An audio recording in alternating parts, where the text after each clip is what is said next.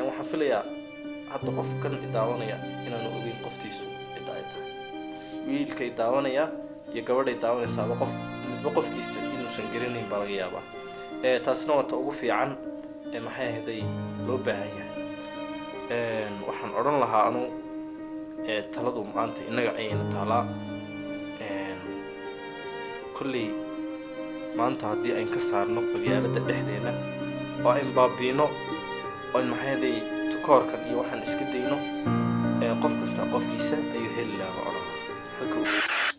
السلام عليكم ورحمة الله وبركاته. كلنتو عن وناكسن جاي سودا هذا إذا هنتين بدون دافع من كستات كتشوتان قف كيدنا هذا يو عمار إدريس يوتيوب كداون يسمى عمار فيلمس أند فلوجس فضلنا هداك عصبتين أي تايمر كيقول السي داوتان مقال كان أما فيديو كان لايك صار سبسكرايب شير كومنتي انتو واحقينا ووجدان مانتو كدو يهي مقالكو مقال دي هوري وحفردنا ميل عصب وحان وضنا وح عصب مانتا هالكم وحان وصو فريستي وح كلام معها waxaa jirta barnaamij iyadu way cusub yihiin way badan yihiin hadda ka hor waxaa jirtay barnaamij ka horeeyay kaasoo isagu laftirkiisa cusba oo sii wadi doono oo halka ka gaari doono. inta badan waxaa la igu canaantaa ama igu taqaanin barnaamij intaan bilowno inaan maxay ka harno, taasna aad iyo aad baan ka raali gelinayaa. waxaa jira kulli mashquul iyo hawlo darteed ayaan u joojiyay barnaamijyada qaar. marka barnaamij socon doona weeye, qof kasta oo maxay ahaday ka helaana ama ay ku dhacdo qisana way noo soo tabin doonaa sida kulli qisadan waxa ay dhiibay macni wiil ay ku dhacday, laakiin wiil iyo gabadhii ay ku dhacday gabadhii baa ii soo dhiibtay.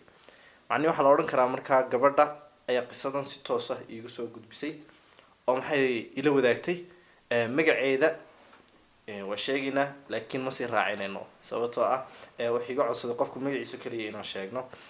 magaceeda gabadha waa Xamda, wiilkan wuxuu ahaa maxay Cabdusalaam. qisadu waxay dhacday macni wiilkii gabadhu xilliga ay isbarteen waxa weeye 2019 bishii 10aad 25keedii oo waqti aad u fog. qisadu xilliga ay soo gaadhay waxa ahayd aniga maanta dheedku waxa weeye waa 7 December 2021 macni 3 cisho ka hor bay soo gaadhay. waxaan oran karnaa bisha waxay ahayd 5teedii macni ama 4teedii meelahaas ahayd. kulli habeenkaas la iga sheekeeyay runtii aad iyo aad baan la qiirooday. Xamda iyo Cabdusalaam qisadoodu waa tan waxay ku bilaamatay way isbarteen waqtiyada kamid ah. kulli wiil iyo gabar say isku baran jireen bay isku barteen. kulli markaa waxa jira dhibaatooyin iyaga soo dhex mari doona. wiilkii gabadhu marka isbarteen waqti badan ay wada sheekaysanayeen, muddo aad u fara badanna way wada socdeen, waqtigoodii u fara badnaa way shukaansanayeen.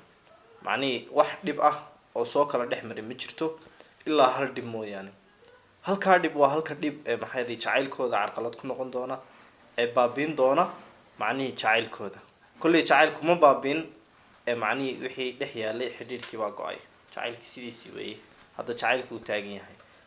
ma aamini kartaa markaa jacaylkii wuu jiraa laakiin waxaa dhamaaday xiriirkii.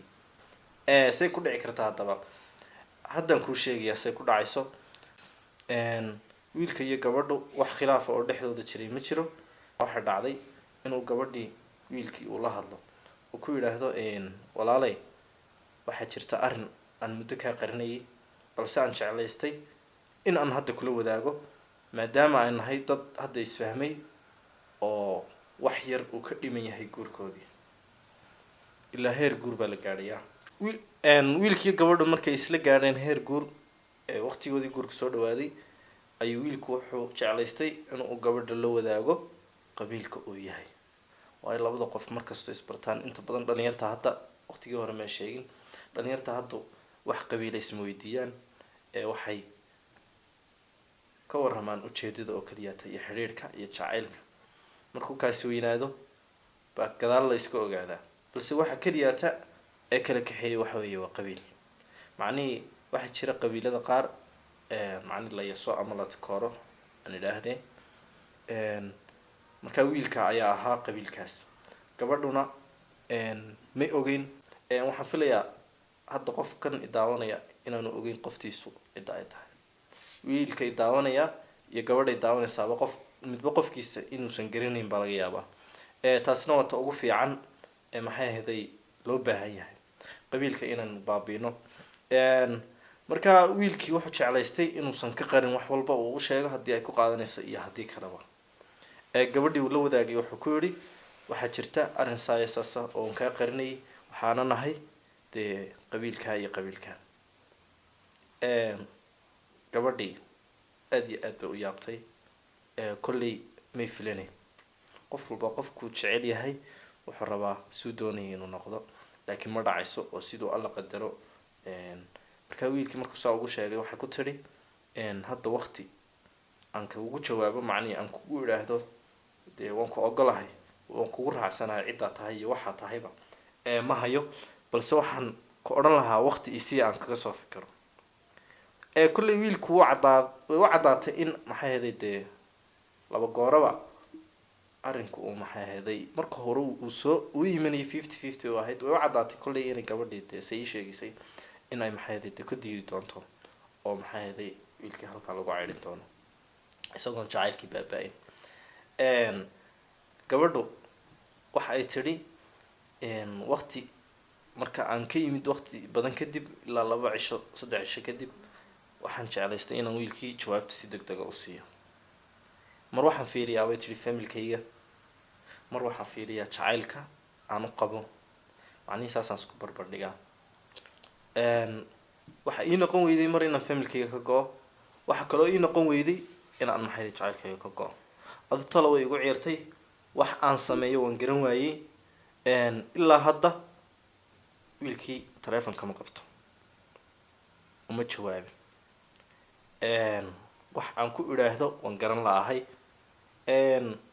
maxay noqon kartaa markaa ma jacaylkaan raacaa mise waalidkaygan raacaa. kolley Soomaali bay nahay. alxamdulilah qof kasta maxayday uu ku faraxsan yahay waan fadliyaa cidda uu ka dhashay. waxaan odhan lahaa anu taladu maanta innaga ayayna taalaa. kolley maanta haddii ayn ka saarno qabyaalada dhexdeena oo ayn baabiino oon maxayday takoorkan iyo waxaan iska dayno, qof kasta qofkiisa ayuu heli lahaa baan odhan lahaa. xalka ugu wanaagsan anuu bixiyey ama aan kula taliyay gabadhaasi taas weeye. laakiin taasi waxay ku qanacdo maaha, sababtoo ah waa shaqsinimo bedeli karo Soomaali oo dhan. dadka Soomaali bedeli karaa waa kuwee? dadka Soomaali bedeli kara waa dhalinyarta iyo inaga. hadda anu waxaan leeyahay asxaab fara badan, waxaan leeyahay dad fara badan, waxaan leeyahay wax kastoo aad leedahay baan leeyahay. waxaa laga yaabaa inaynan isweydiin qof walba qabiilka uu ka dhashay, macnihii saaxiibkaaga kula socday inaanad qabiilkiisa ogeyn baa dhici karta. markaa ujeedka aan u leeyahay waxa weeye sida aan u baabiinay dhalinyar ahaan qabiilkaas inaan maxayday waalidkeena uga dhaadhicino. kolley waa jiraan waxyaaba hore u dhacay oo maxayday lasii daba raacsan yahay oo laga daba macnihi la warwareegayo wax hore u dhacay. ma qurux badna baan odhan lahaa anuu fikirkayga taas oo dhacda mooye wax hagaagaya ma jiro. walaa jacayl, walaa saaxiibtinimo, walaa walaaltinimo, walaa qadarin, walaa bini aadantinimo, walaa tixgelin cid kale. intaas midna hagaagi maayaan. taas oo maxayday la baabiiyo ma ahane. Soomaali waa Soomaali. aan dhexdeena ka saarno qabiil iyo qoran. markaa anuu gabadhaas talada aan siiyey talo ay ku qanacday ma aha. runaantii shaksina waa nahay, fikirkayga inay ku qanacdaana qasab maaha.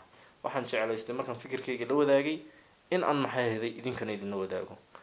wax carqalad oo saa usii weyn maanta lama odhan karo way soo dhexmeen labadaa lamaana kaliya. halkan dhib ee haystaa waa hal dhib oo kaliya. ta dhibkaasina waa maxay ahaday reerkayga kuma qanacsano wiilkaas reerka uu ka dhashay.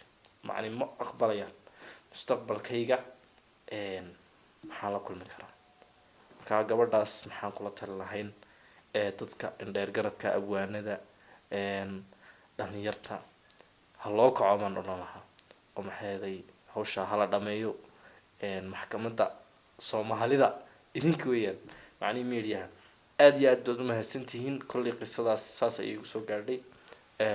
inta aan maxayday idinka sheegayna intaasun bay ahayd. waxaan leeyahay ma jeceli muuqaalkan inaan kusii dheeraado. intaan ku kulmayno muuqaalkan muuqaalkiiga waxaan kaga tegayaa sidaas iyo nabadgelyo.